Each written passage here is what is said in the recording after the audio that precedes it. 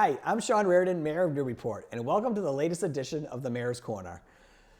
There's a lot going on in Newburyport. This is such a busy time of year, right? And the weather's all over the place. We had a beautiful day on Tuesday, 70 plus degrees, perfect out, and then it got cold, and then we had some really torrential rain last night. So again, it's spring, right? It's spring in New England, but the rain's good. Things are growing here in Newburyport. First, I want to say, coming up this weekend, happy Mother's Day to all the mothers out there. I know we have a weekend filled of soccer, but we're going to make sure we take care of mom too. And like I said, my kids are lucky. They got the best mom in the world. Get out there and enjoy Mother's Day. What else is going on? So tonight at City Hall, we have the Boards and Commissions Fair, right? This is our second annual Boards and Commissions Fair. This was something I wanted to do when I took office, right? We have so many vitally important boards and commissions here in town that need qualified and talented volunteers for, right?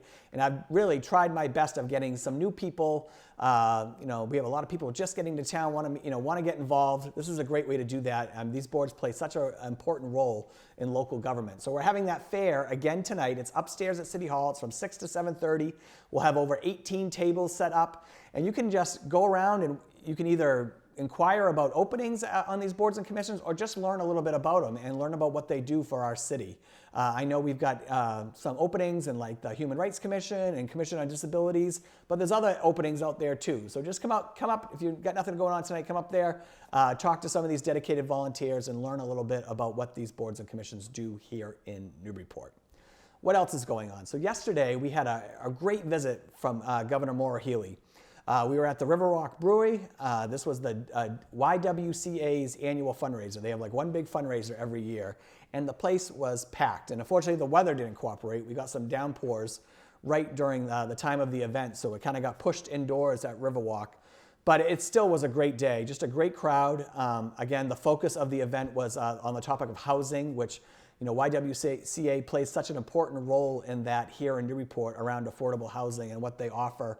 Not only in their hillside area, which was not too far away from where we were yesterday, with David Hall's development, and then also just right here on Market Street. So, and they have so many good things going around in the Merrimack Valley area. They've got a large housing project that's coming up pretty soon in Methuen. So it was great to just recognize all the important and great work that YWCA does, and their leader John Feenan as well.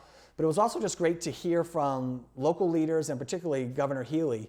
Housing has been, I would say, their number one priority since she took office. The Healey-Driscoll administration has put this front and center. You've heard about the $200,000 housing gap, 200,000 unit housing gap here in the Commonwealth. And housing is just connected to everything, right? It's about having the right kind of housing in communities, affordable housing. Can seniors age in place? Can they downsize? And we're seeing all those problems here in Newburyport. So I really thought Newburyport was the perfect place for that conversation to happen yesterday. And so it speaks to the importance of, these areas that we do have some possible developments coming, whether it be Waterfront West or the Port Plaza area, some more in our 40R district, or Brown School. I mean, all these areas that Newburyport really has to leverage these for not only get quality housing in there, but also mixed income level housing as well. So like I said, it was a great conversation, and it was great to see Governor Healey here in Newburyport.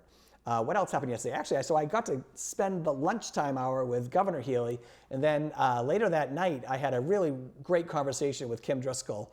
And that's just who our Lieutenant Governor, Kim Driscoll, is, right? She wants to know what's going on in the cities and towns. The Healey-Driscoll administration have been such great partners, and I got to know the LG a little bit when she was running for office and mayor of Salem. I always say she was like my first call when I took office. I got a call from then Mayor Kim Driscoll, just asking to help out and be there as a mentor. So I've really enjoyed growing that relationship with her. She came here to the State of the City this year and really gave a nice speech. So that partnership is so important in a lot of different things. So we got to hit a lot of different topics in our lengthy conversation last night. So again, I just want to let you know that we do have some really great advocates and partners at the state level working hard for us and looking for ways to help not only Newburyport but all cities and towns here in Massachusetts. Let's talk about what's going on around the city. The streets and sidewalk work continues. Like I said, you see a lot of great streets about to get worked on. We're talking about Lime Street, Willow, Johnson, Eagle, I think up around Alberta and that area up on Myrtle Ave, those streets are getting ready to get done. Crow Lane's getting ready to get done. So a lot of different pockets of streets all over the city that are getting work done. And so like right now, I think we're in just like first level coat stages. So that they're much better now than they were. But then we'll get to the sidewalk work, and then we'll come back towards the end of the process and do final coat. So again, hats off to the DPS for managing that project and then process. And also, I just want to give a shout out to the Parks Division. You know, they're a small but mighty group that is just doing some great work across the city in our Parks Department. They've got a lot of seasonal help that are coming on board now too, so they're getting some more bandwidth. But I drive around the city and our parks already look so great. Here we are in May, so hats off to Mike Hennessy and his Parks Division for working so hard around the city. So let's talk about Newburyport Rec and Youth Services, okay? So there's a couple things going on there. First, the Port Rec Center at 59 Low Street. Again, we're still moving forward with the process, which is great.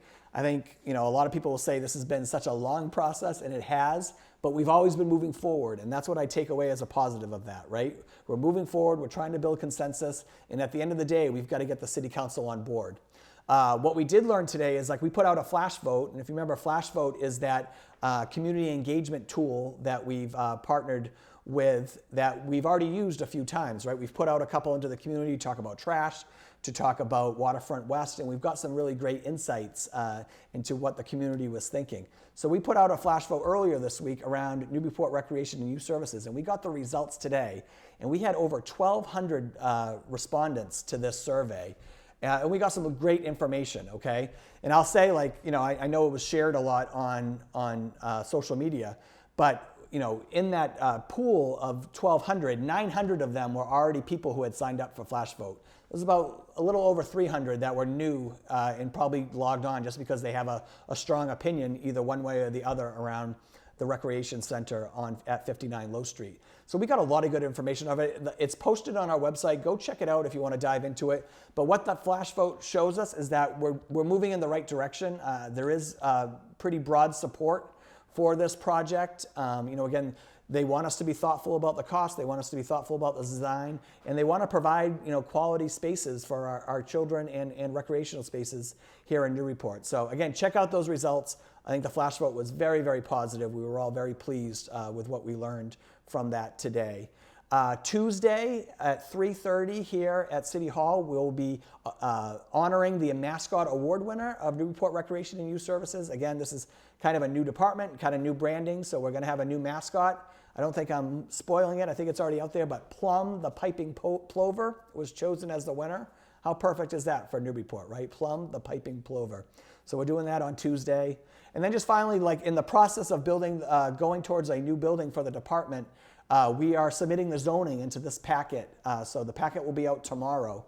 So you'll see that we are putting the new zoning for the rec center into the packet so we can start that process. In doing that, that will allow us to get to the planning board for site plan review, and that will also get the Conservation Commission involved while we still work towards our construction document process to have some final numbers towards the fall. What's important about the zoning is that this shouldn't be very controversial because look at where we are. We've got a school. We're talking about across the street from a school. We want to use it as a rec center, right? So that's what we're really just changing the use of that land. But then behind it, behind it down on Hale Street, you've got the Hope Church that has a gym that is used by many different people in town for recreation activities. You've got a school on the same side of the street, River Valley Charter School, 150 yards away down on the corner of Perry Way and Low Street. So the uses are already there, and the zoning piece is just to clean that up and allow for the rec center to go right across the street where the largest population of kids in Newburyport that would use that rec center are located. So again, I think it makes a lot of sense. I'm hoping the city council can get on board with that. And like I said, continue keeping us moving forward in that process to the rec center, Port Rec at 59 Low Street. And now the biggest thing that's going on here, right, is the budget. All right, so the budget, I can tell you right now, is being sent to the printers as we speak. So each city councilor will have their budget on their desk as they will go into city council chambers at 7 o'clock on Monday. Everyone gets their budget binder. This is a monumental process each and every year, right? It is such a labor-intensive process We have department heads meet on their own, and then they come in and meet with us individually, talk about their wants and needs and their successes of the past year. We come back together as a group. Also, the school committee is going through their process in the school department, which is, again, the largest portion of our budget. About 60% of our budget is our schools. They go through their own process. They passed their budget a couple weeks ago. We add that to the overall budget. If there are areas that we feel like we need to have additional meetings with department heads to talk about where we landed on some of the budget things, we bring them that back in. We didn't have to do that this year, but that's what we've done in the past. And this happens over many months and weeks, all right? So now we get to the point, we've finished it, we've dotted our I's, we've crossed our T's, and now it goes off to the printer, right? And then we'll have that posted, I think first thing Monday, that'll be posted on the city website so people can start looking at it. So it's a huge process. I want to thank my department heads. I want to thank Finance Director Ethan Manning and my Chief of Staff, Andrew Levine, in particular. A lot of work on their part on this. This is not an easy thing to do.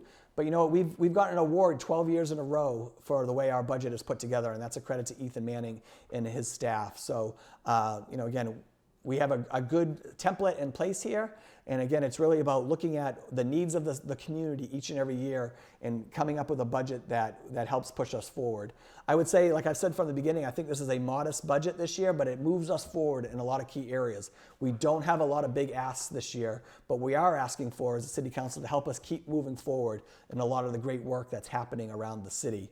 And again, the process now is a big process too. So I want to thank the City Council, particularly Budget and Finance Chair, Ward 1 Councilor Sharif Zeed, because that's a very thorough process too, right? And so that all starts after we submit the budget on Monday, and they'll have budget hearings, at least twice a week moving forward until about mid-June. And so hopefully we can get some consensus around the budget and we get that passed before the end of the fiscal year.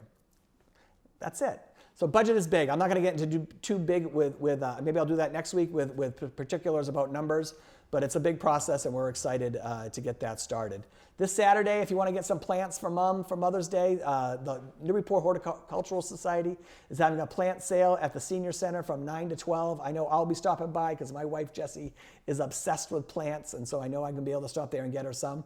But I hope you all have a great weekend. I think good weather is coming. It's just going to take another few days, but I'm hoping the next couple weeks are really great. And I will see you all next time on the Mayor's Corner.